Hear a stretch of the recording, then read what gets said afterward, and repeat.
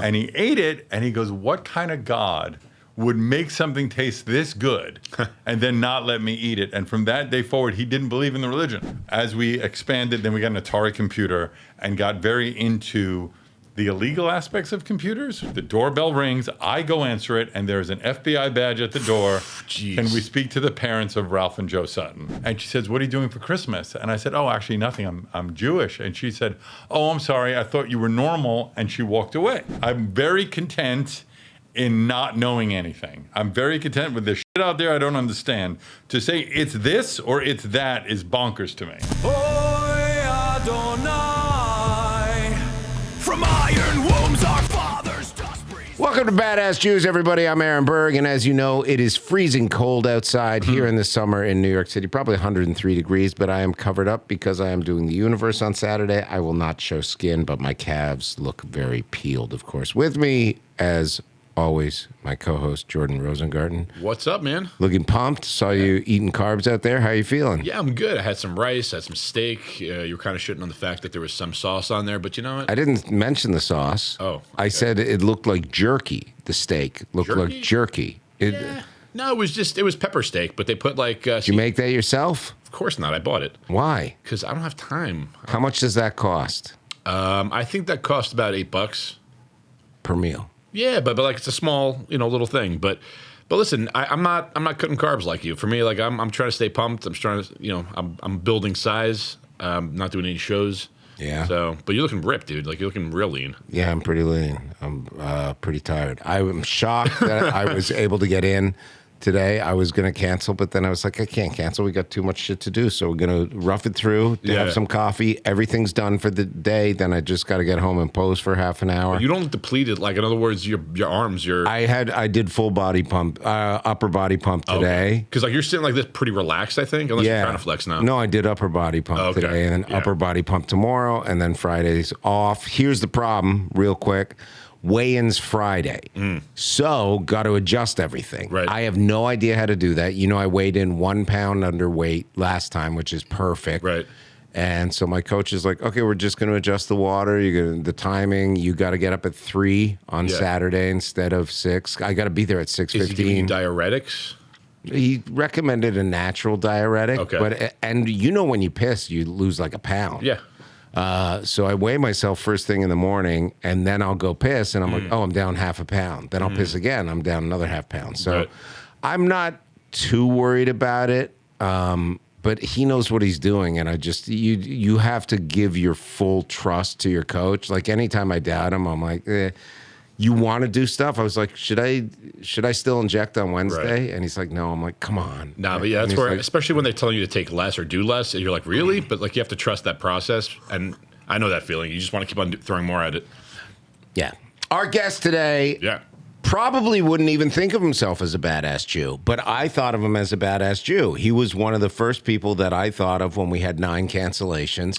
And I said, because he is such a good guy, such a strong businessman, but nobody knows about his past unless you watch the show we do together, which is called the SDR Show on Gas Digital Network. I stepped in for Big J. Okerson after much canoodling. I was not going to because they have porno ladies on the show. We do. Sex, drugs, rock and roll, SDR. Do you have room for another co-host? Yeah, by the way, your wife thanked me for bringing you on around porno ladies. Yes. I don't know why she thanked me, but she did thank me. My wife does that a lot because, first of all, Ralph Sutton, everybody. Hey there. Welcome How are you, to the everybody? show. Ralph, welcome. Thank you very much. I feel very small next to how tall are you? Well, I'm 6'3", but like you can't feel small. You're like just because I'm not in good statue. shape. You guys are both in great shape, and I'm not. We're trying to get you in good shape. Yeah. But when you're tall, you're still like have an imposing kind of, Yeah, sure. No one's ever called you small before. No, but I just, I'm giant, so that helps. But I also am a real giant pussy. Like I've never been in a fight, never hit anybody. You don't have to. That's the beauty of I've it. talked my way out of a lot of fights. Yeah. That's for sure. Yeah. Loser. So here's what I was saying. My wife, and you guys won't get this, you will a little bit. Ralph is continuously single, lives the life of a great New York bachelor, which I want to get into. But my wife said, thank you for everything you've done for my husband. She says that to people often. because, you know, a couple of years ago, I was in like a bad place and I left a job and I didn't know what I was going to do next. And then, and she's happy. And now we're putting in an above ground pool. So we're rich. That's nice. So Wow. yeah. But I showed Ralph what the pool looks like. I like I it. haven't showed you yet. It's insane. A lot of stone. It's insane. We're doing an above ground because we can't dig an in ground because we live on a mountain. So you're like, that's trash. Yeah. But then I was like, let's take the money that it would have cost to put an in ground.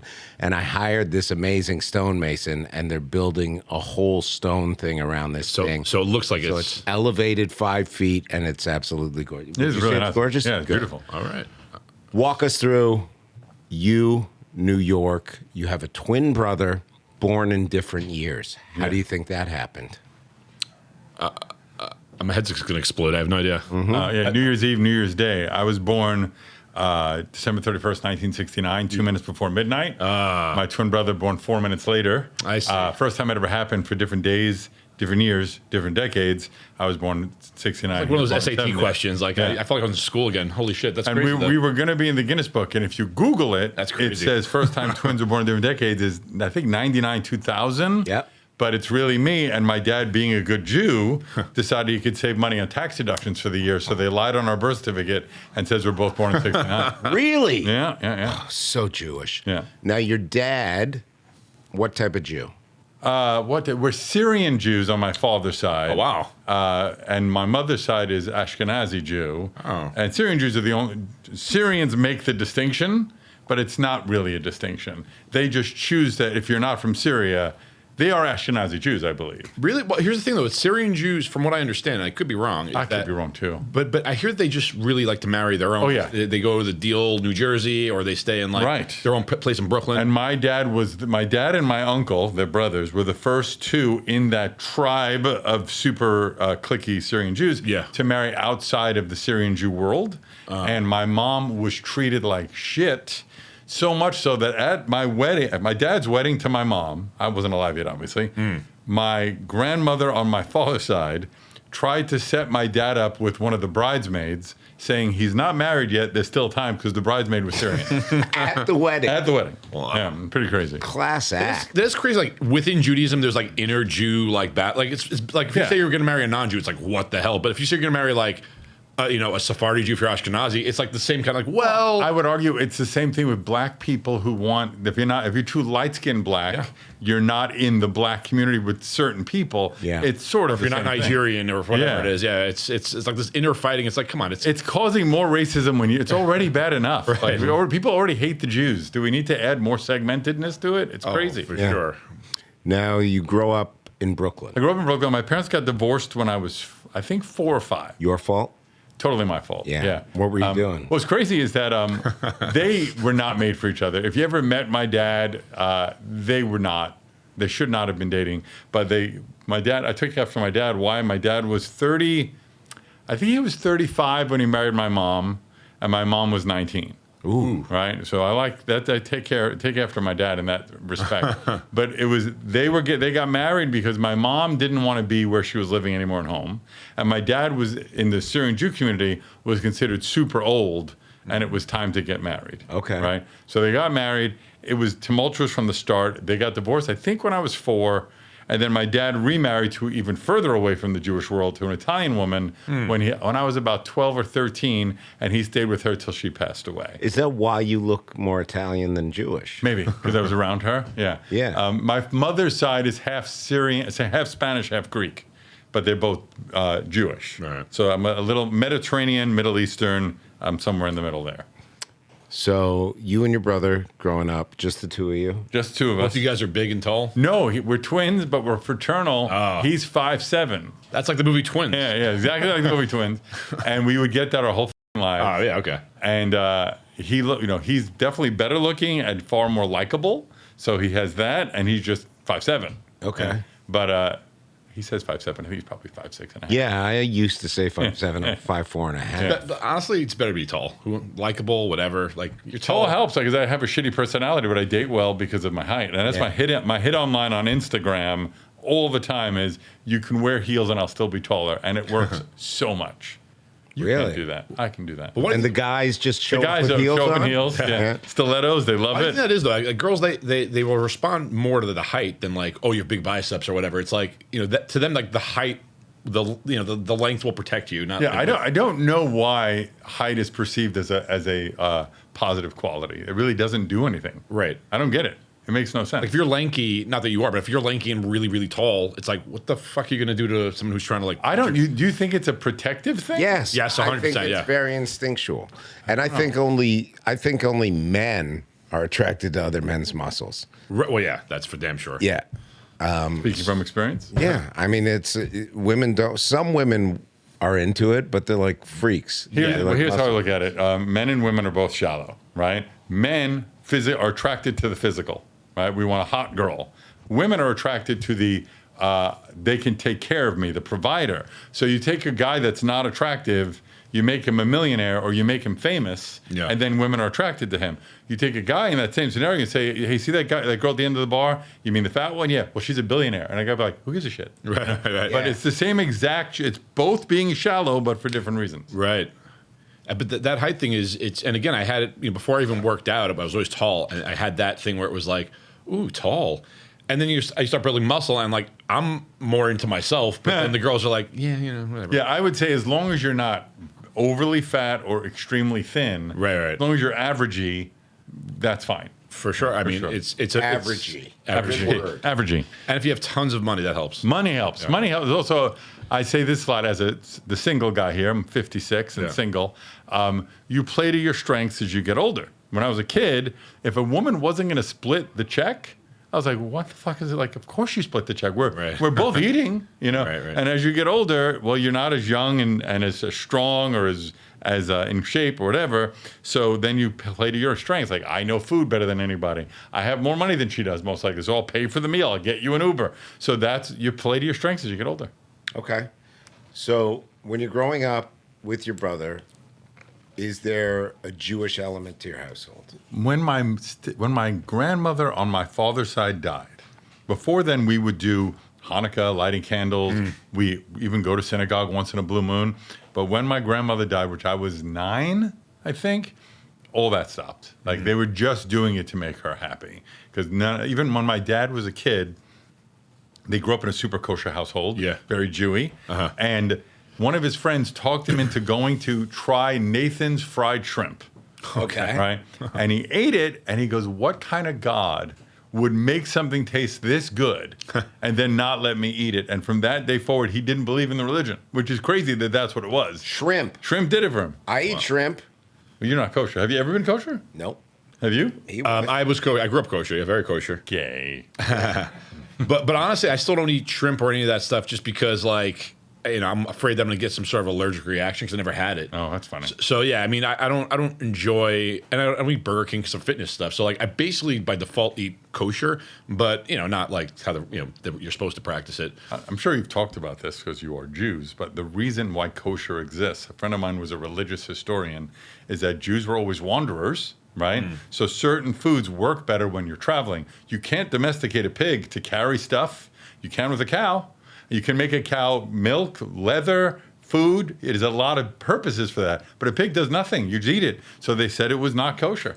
That's why they did it. Same reason why shrimp is not kosher is that the mass to meal ratio for salmon or whatever is much higher. Most of a crustacean is waste. So they decided, you know what? Not kosher. And that's how that came about. Wow. No, it's actually because God said don't do it. And when he told us that. And, Where do you say it? TikTok? Yeah, he wrote it down in a book called the Bible. And if I've you heard do of it, then you're going to hell. Yeah, that was where it came from. That's pretty wild. So no bar mitzvah. I was bar mitzvahed. Really? Yeah, we were bar mitzvahed. We did a real fancy pants bar mitzvah. I made great money. Like I would say, like a good Jew, I got out right after the money. I got in the money, got out. But my brother did a double bar mitzvah because I was firstborn. My bar mitzvah speech was double the length. Why? I don't know. We both had the same bar mitzvah speech up until about 70%. I'd like to thank Bubby and Zadie for coming all the way from Boca. Did you not sing a bar mitzvah song in Hebrew? Well, I called it a Haftorah. I didn't call it a speech. I don't know. You had to sing it, right? Yeah. Mine, for whatever reason, because I was firstborn, was double the length of my brother. I don't know why. That's what we had to do. How was the rabbi? I don't remember. It was fucking 50 years ago, but he was nice enough. 53 years ago. Reform? Conservative? He was Syrian. There was a Syrian guy that was the guy that did all the Syrian Jews. Wow. And we had a real fancy pants one. I made, I think, Jesus Christ, like $5,000 for my half of the bar mitzvah. I mean, that seems normal. Yeah, but $5,000 in I've been to these Syrian bar 1982. mitzvahs. These Syrian bar mitzvahs and weddings are like In 82 too, also. In 82, $5,000 is okay. like $10,000 now, right? Yeah. Something like that. We had video game arcade set up. It was we had a band playing live. all right, so you grew up rich. Okay. Yeah. Yeah. That's what I'm learning here. So that's pretty cool. Yeah, it was fun. And then you start to move away from after the bar mitzvah. You're like, I'm done. I was never. We did it because Right. my father wanted us to. I wasn't like, oh, I really want a bar mitzvah. We went to a private school. I would say it was probably 60% Jewish. It wasn't all Jewish. In Brooklyn? In Brooklyn. And hilarious, which you could see by talking to me, the year after we left that, a private school became a school for mentally challenged people. So, so you could see how that happened. Right? You could have stayed. Yeah, exactly. But then my dad wanted me to go to a Sephardic high school, and I was like, no, I just want to go to like a public high school. I don't want to go to a private school. Yeah. Right. So we went to a high school in Coney Island called Dewey, which is still there. And my first week there, when they had the freshman induction ceremony, whatever, I saw live breakdancing, 1982. I was going there. And I didn't know what the fuck that was. I never saw it before. I was my brother was sitting right next to me. We were both like, what the fuck is this? And we became obsessed with breakdancing from that moment on. We got good. We started making money in the city, taking linoleum into Manhattan, breakdancing in the weekends. We'd all, like 4 or 5 of us would make like a few $100s each for the day. All the black and Spanish kids would only let me, my brother, and 2 other white guys breakdance with them on that side of the gym. They called us the Mighty Whiteys because we were the only good white breakdancers. Great name. Great name. And then we got picked to be in a movie called Crush Groove, which came out in like 84, Yeah. 85. So you can't see me because the scene was mostly cut, but me, my brother, my friend Joel, and one other guy were all in that movie breakdancing for the Fat Boys. Wow. And that was in 80, I want to say 84. Yeah. Yeah, it was pretty wild. How much that pay? Nothing. Nice. Yeah, nothing. We were extras breakdancing in the background. And it was fun, and it was like great that we got to do that. And Yeah. I was a very good breakdancer. It Yeah. was really funny. And your name? Mine was Gee Whiz. It stood for the Glide Wizard. Yeah. And you would see my moves. You go, Gee Whiz, how did he do that? So I had 2 meanings. I was always good with naming shit. So from breakdancing, walk me through how you start to get into hustling. Into hustling? Yeah. Like, Well, you mean the computer stuff? Yeah. Okay. So I saw War Games in 1984, and I felt like, I think it was even before then, I must have seen something, and I said to my brother, I feel that computers are going to be important. And this is like 84, 83, 84. And no one had a computer really at that Right. point yet. But we got our parents to buy us a VIC-20, which I don't know much about. I remember it. How old were you in 84? 14. Okay. Yeah. Had a So it might have been cassette 13, recorder. Yeah, had a cassette recorder. Yeah. It was called VIC-20 because it was 2K of memory, which is nothing, right? We taught ourselves how to do some basic programming and stuff like that. And then as we expanded, then we got an Atari computer and got very into the illegal aspects of computers to where we got a modem, which was 300 baud, which is not even, it's so slow. I don't want to get into the details of it. But then as we got better at it, we learned how to like change our friends' grades in high school, Yeah. change our electric bill and our phone bill, ordering things and charging it to companies. And we got very involved with the illegal aspect of computers. And we were like, I guess 2 or 3 years out of my elementary school, and I would miss my friends from elementary school. So we would do, which nowadays is not that uncommon, conference calls, where you could get 15, 20 people on one call. Those calls would be thousands of dollars, and we would just charge them to some corporation, right? And then one day, one of these people from my elementary said, well, I want to do that with my family. And I said, I'll show you how to do it. But if you don't follow these rules, you're going to get busted. Yeah. Right? I said, okay, yeah, sure. And so I showed them how to do that. And also in that time, we would crack video games and put them up online. Because before the internet, they were called bulletin boards. And so Right. somehow, I don't even remember how we did all. It's funny to think, like, I don't even know how we did all this stuff. Yeah. It's so long ago. But then one day, we're home, we're about to sit down for dinner. The doorbell rings. I go answer it, and there's an FBI badge at the door. Jeez. Can we speak to the parents of Ralph and Joe Sutton? Wow. And I was like, hang on. And I got my mom, And hilariously, my mom said to them, "Can you come back in an hour? We just sat down for dinner." And they said, "Okay." Wow. And they Wow. left. And then my mom called my dad. My dad wasn't there, but my uncle was. And they said, if they don't have a warrant, don't let them in. Right. And then have them reach out to the lawyer. And that's what they did. And then we found out we were on the hook for I think it was $100,000 or $200,000 fine. Holy shit. And potentially 3 years in jail for all this fraud that we were doing. Jeez. And then my dad got us a good lawyer. We met a couple of times. I could tell you, I remember exactly. It was when the Oliver North trial was happening. Because I remember the lawyer was pissed that we didn't know who Oliver North was. So whenever that was when this was happening.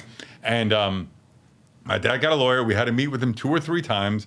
And I'm guessing because technology is always about 10 years ahead of law, whatever we were doing, there really wasn't, just like when MP3s first came out, it wasn't illegal yet, and then it became illegal. There's no precedent to what do you do with this, you know? So they just kind of told us, if you get caught again, you're going to jail, and they just let us go, and then we just never did it again. But I build my own computers. I built Gas Digital's first website and first multicam thing. Like, I'm great with figuring that shit out. But that 6-month period was terrifying. Does that scare you off after that scare, the FBI showing up? Are you like, okay, I should not be breaking the law? Yeah, I don't do a lot of dumb shit, I don't think. I never really do things that I feel are illegal. I don't want to do things because I was potentially going to jail at, I think it was 17, at 16, something like that.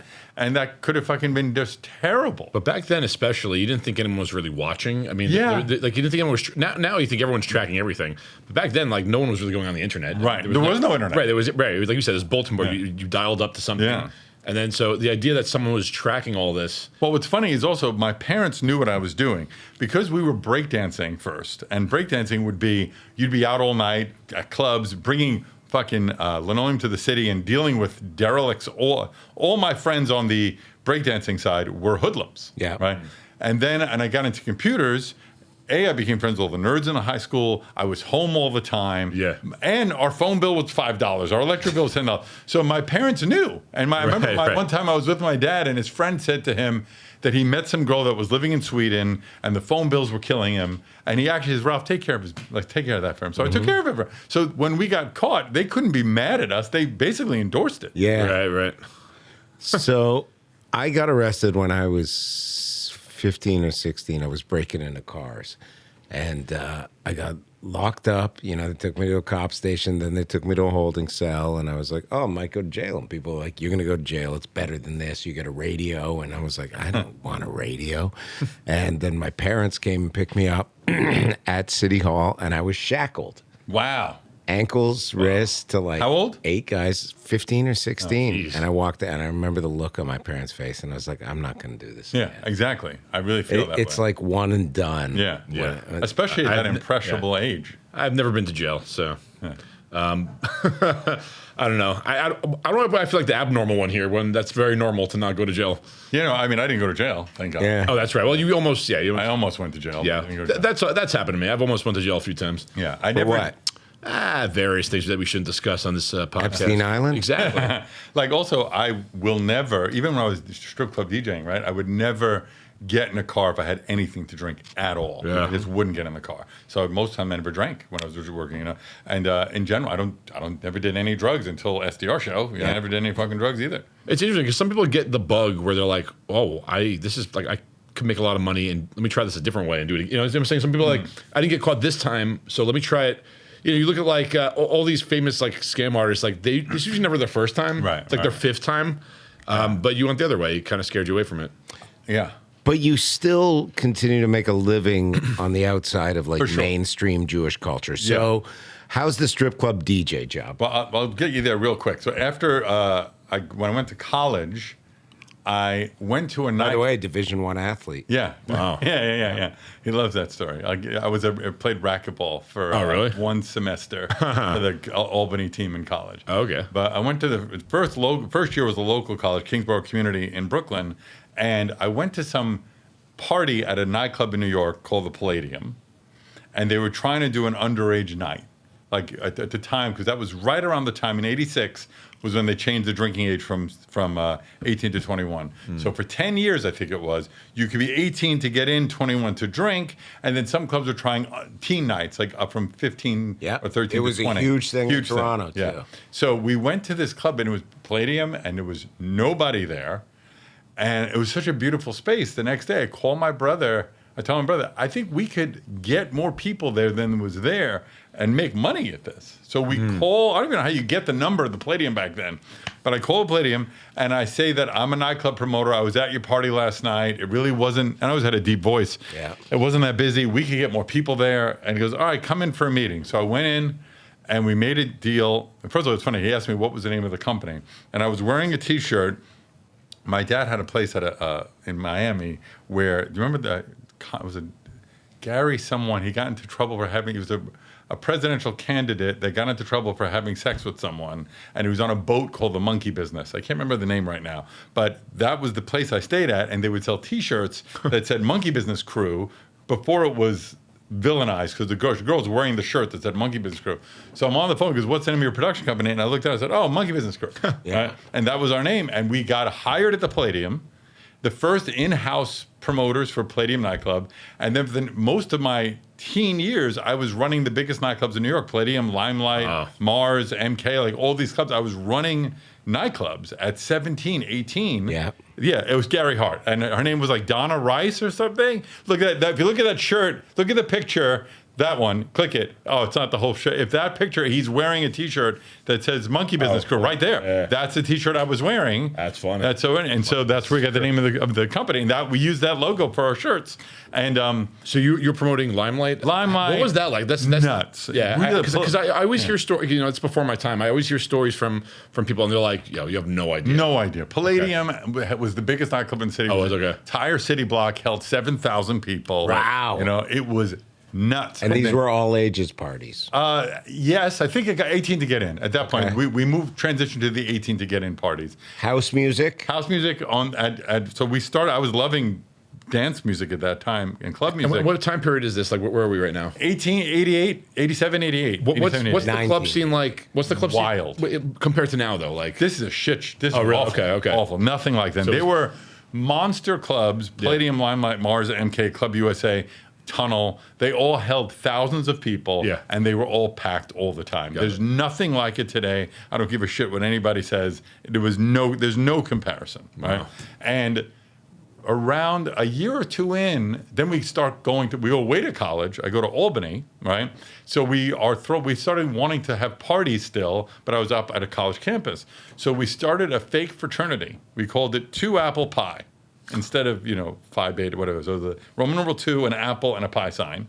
And then back then you had a pledge for, to join a fraternity. Yeah. We came up with, we called it end dusting instead of pledging, because end dust and pledge were like furniture cleaners. I thought it was funny at the time. And we started throwing parties, but because we were nightclub promoters, our parties were so much better than whatever dog shit parties they were throwing at SUNY Albany that the Greek Council started to complain and say, these guys are taking away all the fucking signups. So they asked us to come in and have a meeting. And I was like, look, we're not breaking any laws. We're not doing anything wrong. So they asked us, please stop. We said, why? We're making money. So then they ended up hiring us to throw parties for SUNY Albany. Yeah. Right. And so in contingency, on the contingency that we'd stop throwing 2 Apple Pie parties. Right. And then while we were doing that, I would go home for holidays and throw parties at nightclubs. And we used to do it at Chippendales. And then I was there while the Chippendales. Where was Chippendales? 60th and 1st. Okay. Right on the corner. And we would throw. Right where Scores? Right on the corner. So on 1st Avenue and 60th, Scores is like, I think was 61st or 59th between 1st and 2nd. So they were right next to each other. Hilariously, the guys and the girls were right next to each other. But we started throwing parties at Chippendales where the club would open to the men at 10 o'clock at night. Yeah. So all these horned up women would be in there and we would get the guys to come in. Wow. And we threw a party, we called it the Bat Cave. It was right when the Batman, the movie came out. Yeah. And we got a cease and desist from Warner Brothers because we just stole their logo. Right, wow. We stole everything, but we packed it out. It was great for about a month. And then we had to shut down because of the name. But then somewhere along this way, I started falling in love with rock music. and I didn't want to do dance clubs anymore. So there was 4 of us, and that was doing Monkey Business Cruise. So we split. Me and my friend Alan were doing rock. Alan and Joey, my brother Joey and my friend Alan were running. Sorry, me and Alan were doing rock. Joey and Maurice were doing dance. And we did 2 nights a week with each. But the rock side started to blow up. Yeah. And rock was getting more and more popular in 1990, 91.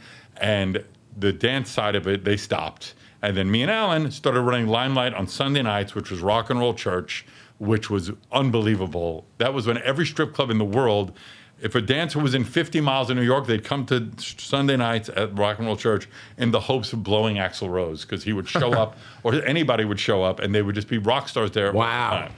And through there, I became friends with all the strippers in New York City. And then when the rock scene changed in around 1992, because of the grunge coming in, 91, there was like a time when you could do both. All the rock clubs started closing. And then we got fired from Limelight. And then the owner of Scores called me one day and said, you know all the strippers anyway, so why don't you just come in and work here? So then I started working at Scores as a strip club DJ in about 92, 93, being a strip club DJ. And I did that for 10 fucking years. Was this when Stern and that crew was showing up? Yeah. In fact, my one time I was on the Stern Show, called in because they were talking about how to pick up strippers. And they were just giving false information. So I called up and said, I'm the DJ at Scores. Everything you guys are saying is wrong. And they put me on, and I still have that audio clip somewhere of me on the Stern Show. Wow. Talking about how to actually pick up Baba strippers. Booey, Baba Booey. How much sex were you having during this time? And at the not in the dance club days, not a lot. Okay. At the strip club, A lot? it was overwhelming. Yeah, it was ridiculous. It was because, most of the guys they're at least back then, there was no touching for the customer. Right. They called it breaking space. Right. You couldn't go between the knees. If you were a customer, the girl could not get between your knees. Yeah. It was the VIP was just behind a rope. There was no sex of any kind. Now it's whatever goes. But most of the girls, this company that I ended up working for, they owned a bunch of clubs all over the country. So they'd fly girls in, and they knew nobody. So they're like, hey, this DJ seems cool. Right. And so, it was a crazy time for me. For sexually, that was the wild, because it was spoon fed. I didn't have to do anything. I just DJ, and that's all that mattered. Was there because now I feel like everything comes in waves. Like now there's like a resurgence of like conservative values and stuff, and people really judging people for that. But like that comes on the heels of it being really accepted. Like during that time, was there like, oh, this is what you do? Like, or It was very negative. Okay. Yeah, my parents hated that I was doing it. It was embarrassing. I still think nobody's bragging about being a stripper. But it was great money. That was the best part of it. It was hard to walk away because on a bad night, and this is 93, 94, on a bad night, I'd make $1,000 cash, and that would be I considered the worst night. If there were nights where I made $2,000 or $3,000 in cash, And that's the 80s. and that in the 90s, yeah, Oh, 90s, okay. So that'd be like double today, So it's crazy how much money. So money and women, but it was very long hours. I was miserable all the time, Right. And I felt like I looked way older than I was because I was up till 5, 6. What are you talking? 3 in the afternoon till 4 in the morning? It was always a 12-hour shift. You'd have to get there a little bit before 4, and if I got home by 5, that would be great. Yeah. It was terrible. I used to know a guy who owned a strip club in the West End, and after a few years, and he was like there all the time, and he's like, at the end of the day, he's like, this is like, it's soul crushing. Like he just It is soul crushing. He's like, it sounds like fun and games. In the beginning, it kind of is, and then you're like, what am I? Like you just, Well, the way I describe it is nobody wants to be there. Right. The strippers, Right. the customers. If your relationships are great, Right. you're not going to a strip club. Right. Nobody set out saying, Right. oh, I want to go to a strip club. Right. So it is it's a very sad. This sad places. Existence. I worked as a stripper, and there'd be so much misery in there. We'd have moments of levity where sure. you'd laugh and you'd just be like, man, our lives are fucked up. But there was something Right. really fun about it. It was a really fun time in my life. Yeah, Also the first horrible. couple of years I loved, but I did it for 10 years. Yeah. And the first 8 or 9 years, I never drank a drop at the strip club. I wouldn't do it. Yeah. And it was only towards the end when I was like really miserable that I was like, oh, I gotta get out of this. And I slowly transitioned out just because I couldn't take it anymore. And then this leads you to a career in radio. Well, yes, started in radio. So what happened was one day at a strip club in Jersey, Lace, which is no longer there. okay. right near my gym, but no longer there, closed down.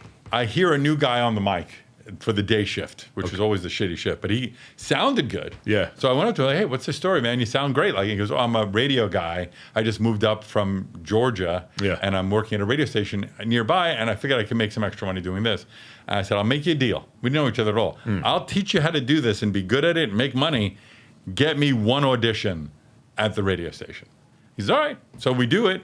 I get there. We get an audition. I do 2 midnight to 6 in the morning shifts. And then I pitch an idea to have a radio show based on classic rock from my youth. Because at that time, no stations were playing Guns N' Roses or Motley Crue or Van Halen because it was vilified from the 90s. So, but I said every time I played at the strip club, people go nuts for it. You know, so to me, it means there's an audience there. So they said, well, you've been doing nights, overnights 3 or 4 times. Like, we can't do that with you. And I said, well, what if I get someone else to do it with me? And I got the guy that I met at the strip club. And we took about like 6 months to get it going. And then we started doing it. And within 6 months, it got to the #1 spot in that time slot. Then we brought it to the #1 station in New Jersey. Again, got to #1 spot. And then we got syndicated through me finding discarded other shows that were trying to get syndicated onto our station, DHA. I stole it, made the exact format using, computers when I made it look like that, and sent out to those same companies, got someone to sign us. And then within a year, we got a few stations. It wasn't growing the way I thought it should. So I got my co-host and I got in a car after the show Saturday night. We drove down to Miami, listening to the radio stations. And if anybody was playing Guns N' Roses or AC/DC, we wrote down the station, got to Miami, stayed there for a couple of days, called all the stations, made about 12 meetings, drove back up, signed 6 new stations in a week, and made it back right in time before the next Saturday show. Wow. Right? And we came back on now with like 8 or 10 stations. Yeah. And I called the syndication company and said, I don't even know what the fuck I'm doing.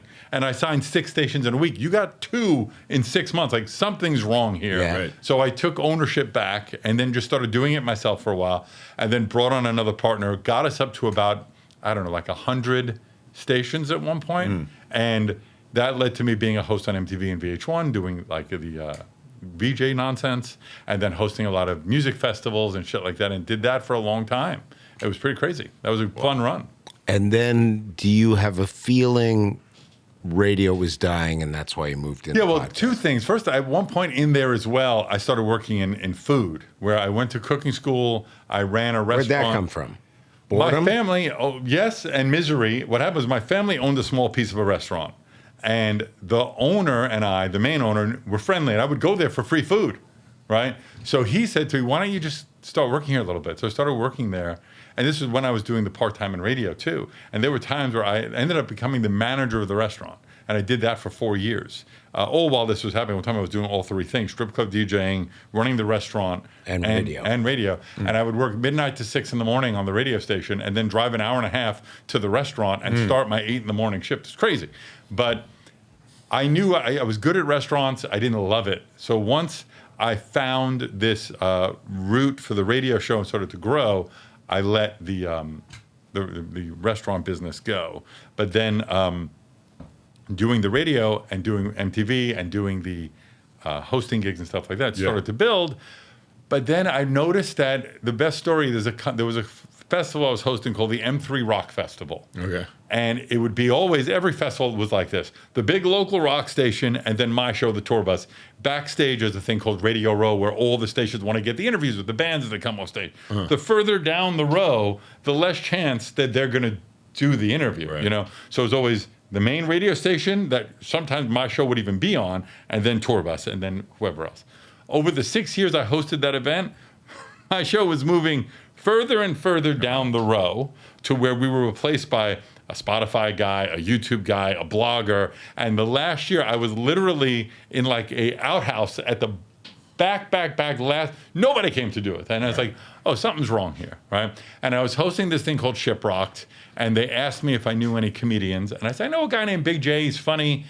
I'm sure he'd be good for this. He likes rock and roll. I talked them into hiring him. They brought him on. They had us pairing with each other, hosting a lot of the live events. Yeah. And he says to me, I'm doing this podcast. It's called Legion of Skanks. It's doing pretty well. We've been doing it about a year. maybe you and I could do a podcast together. And I said, podcasting for people that can't do radio. Like, I'm doing radio, dude, Right. so I appreciate it. But no, And then that year is when all that transition started happening, 2012, 2013, about how podcasts were blowing up. So I say to him in 2013 or 2014, do you still want to do that podcasting? And he said, yeah. So we started in 2014, the SDR Show.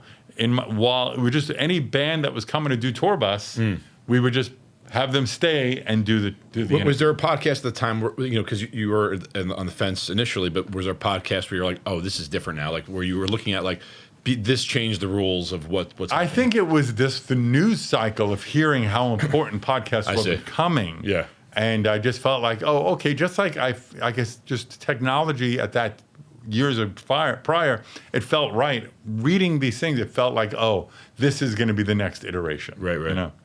And then we started SDR in 2014. 2016, we started Gas Digital, me and Lewis. I met Lewis through Jay. And the rest is history. And now you have a new co-host on the SDR Show. Yeah, he's a kind of a gay man. Yeah. Yeah. And he's your third one. He's my third co-host. Yeah, I did SDR with Jay for 10 years. Okay. And then Story Wars started to build, which is now extremely popular. Well, you're also, this might be, I don't know if this is a touchy subject or whatever, but you're also responsible for Dave Smith. Yeah, And like sure. pretty much him becoming a mainstream figure in politics and, The first 4 shows on Gas Digital were the 3 other shows for the Legion of Skanks. So that was Real Ass Podcast was Lewis's other show. Yeah. SDR Show was Big J's other show. Right. And part of the problem was Dave Smith's other show, and the 3 of them were on Legion of Skanks together. Got it, yeah. So it was those 3 shows, and then a show called High Society Radio with Ron, which was Ron Pennington's producer's other show. Got it. Those are the first 4 shows at Gas Digital. Right. And we grew from when we first started Gas Digital, it was as I said, it was my second bedroom. Right. And Wow. I was doing radio in my house, and one day a week sucked because everybody recorded on that day. And then over the course of about 6 months, we grew to like 10, 11 shows. And then everybody was in my house every fucking day of the week, eating my food, drinking. I was losing my mind. Yeah. And I told Lewis, if we can't find another place for this, I'm going to have to shut it down. Right. So we started looking at it. We found the studios that we're at now. Yeah. And we've been there 10 years now. It's crazy. So we had a moment where Ralph and I go in to record an SDR show, and we walk in and we see Nick Fuentes in the studio. And Ralph and I both acknowledge and have a moment where we go, there's a Nazi here. We were doing Hell Hitler on the side of the... So we had this discussion, and Ralph goes, I'm a free speech guy, and I can't tell Dave who to have. I can't tell him what to do because that goes against the whole notion of freedom of speech I in always say media the line, I and forget who said it. podcasting. Yeah. That line, I agree with it's that. very easy to believe in free speech when you believe in the speech. Yeah. And so that's the hard part. When you can say, I wouldn't have Alex Jones on. I wouldn't have RFK Jr. on. I wouldn't have all these people that have been through my studios.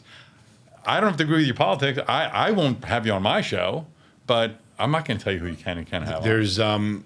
There's this guy. He's a Hasidic Jewish guy. He puts on tefillin on all these famous people. That's funny. And he goes and he's on X. And Nick Fuentes was starting to say something. One day, maybe he wasn't feeling well. He was saying something positive about Jews.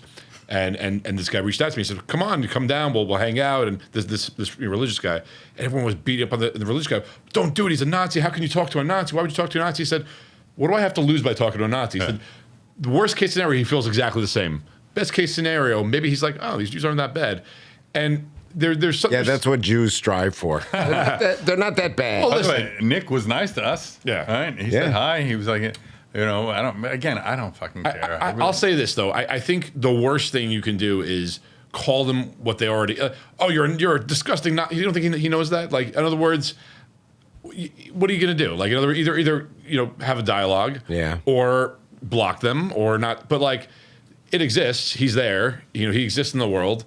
I mean, what, are you going to punch him in the face? I mean, I also believe a lot of answer these that. people do not believe what they're saying. They know they're getting money. They know they're getting clicks. They know they're getting people to support them. And I don't think, I could be wrong, but I think a lot of them are just following the trend to get their dedicated fans. I also think we were talking about before, real quick, and it's the things that are popular now and the people who are popular now are not necessarily going to be the people that we're talking about in 3 years. Sure. Right. So, and Mark Lubliner was on, and he's like, "Let these people grift. It's what they do." Right. And I was like, "I hate grifters." He's like, "No, they're doing what they do. It's how they make money." And it's like, and again, he's not 50; he's 20-something years old. You know, that doesn't excuse it, but it's also like, I guarantee you, in 10 years, we'll either not be talking about him, or we'll be talking about him in a very different, in a different sense. Maybe he'll have matured or whatever. What's also funny is so my brother, twin brother Joey, he is completely off all things. Like he doesn't really get involved in social media. He doesn't really follow. He knows none of these things. He doesn't know that this. He just lives his life. He's happy. Like he doesn't know that there's like if you take yourself off of that shit, you don't you don't see it. You're not around it. Especially you're in New York. Like I think I told you this story on SDR where I grew up in Brooklyn. Right. My best friend at like 5 years old was black, and all the kids in my school were intermixed. Right. And I never knew what anti-Semitism or racism. I didn't know any of that, right? And when I was 10 years old, I was in California at a kid's pool, just hanging out right before the holidays, Christmas and Hanukkah, whatever you want. And a girl and I are talking. We're both 10, 11. And she says, "What are you doing for Christmas?" And I said, "Oh, actually nothing. I'm Jewish." And she said, "Oh, I'm sorry. I thought you were normal." And she walked away. Right? Wow. And I didn't know what she meant. And I had to ask my mom, like, why? And then at 10 years old, sitting in this hotel room in California, I learned what racism and anti-Semitism was. And I didn't know. And I was like, really? That's a thing? Like, I was shocked. And so, in a way, it's great that I lasted that long to find out, Yeah, it is an odd thing to even think about why it does exist. Yeah, it's only a learned behavior. No little baby says, "Goo goo gaga, I hate black people." Like, it doesn't happen, So it's a learned behavior, and that's all that is. Boy, it'd be funny if a baby said that. It'd be like, "What? Those are your first words? No dada?" Final question for Ralph. Do you believe in God? No, I do not. I'm very content in not knowing anything. I'm very content with the shit out there I don't understand. To say it's this or it's that is bonkers to me. Yeah. I feel that I just feel we're never going to know the real meaning behind everything. I don't like to put it on a specific thing. It's a dude up in the sky that cares if I eat pork is crazy to me. All right. Well, it takes. That's. I understand that. Yeah. That's just my feeling. I'm content. Just like maybe one day we find out that fucking horoscopes is the one true science. Who knows? But like one last thing, you don't feel like, and again, I'm kind of like agnostic. I go back and forth. But like the good things that happen in your life, you're never like, oh, wait, hold on. Well, I don't. The term "thank God" to me is just a euphemism. Right. I don't think it has. I don't think there's some dude up there going, "Got you, buddy." Like that's right. It seems insane to me. I think it's like while you get a raise, someone else is like being lit on fire. So what's his name? Neil deGrasse Tyson, who was a guest on SDR Show. Yes. We are made up of the same particles as stars in the universe. Like everything in our universe is made up of the same matter. That interconnectivity is fucking awe-inspiring to me. I don't need to personify it onto a being that's bigger than all of us. Like that's just crazy, man. Just be happy with the wonders of the universe that you can actually see. It's wild enough as it is. It is a pretty amazing world. Yeah. And I think atheism is just as much religion as any other religion. To say for sure there's nothing is also bizarre. That, right? I'm content with not knowing. Yeah. So take that, Bill Maher. Ralph, what are you promoting? Obviously, Gas Digital. Get your subscriptions there. Check out the SDR Show. And I will say this, because maybe you won't say this, but we're releasing our next iteration of the 30 Minutes With, which we taped 6 of them with 6 different great comics. Aaron was one of them. Wow. Yeah. They look unbelievable. It looks so good. It went so well. My special is so It's unbelievable. good. It's so good. And we're going to start releasing them, I think, end of August, early September, one a week for 6 weeks. The unedited one will live on Gas Digital. Yeah. And then they take, if they want to put the edited one up on YouTube, whatever. We're very artist forward. We don't own anything at Gas Digital. You take your stuff with you. We are much more. We just want you to be you. Yeah, and enjoy it. it looked phenomenal, and we were down there together in Austin. We had a blast, and Excited to see it. yeah, it's really good, man. I'm really proud. And then of my other show, Good Sugar, which I own, helped build that company, Juice Press, here in New York, if you know it. And I did that for a few years, and then the founder sold it. He and I own a vegan place on the Upper East Side together, and we do a podcast called Good Sugar, where I go try health trends and then report back if I felt they work or not. Wow, you're like everywhere, man. A little bit. Yeah. Great. Ralph Sutton, everybody. Awesome. We'll be Thanks so back much. next week with more Badass Jews and a new, shinier sign. Yes. Same sign, more light. From iron wombs our fathers dust breeze ancient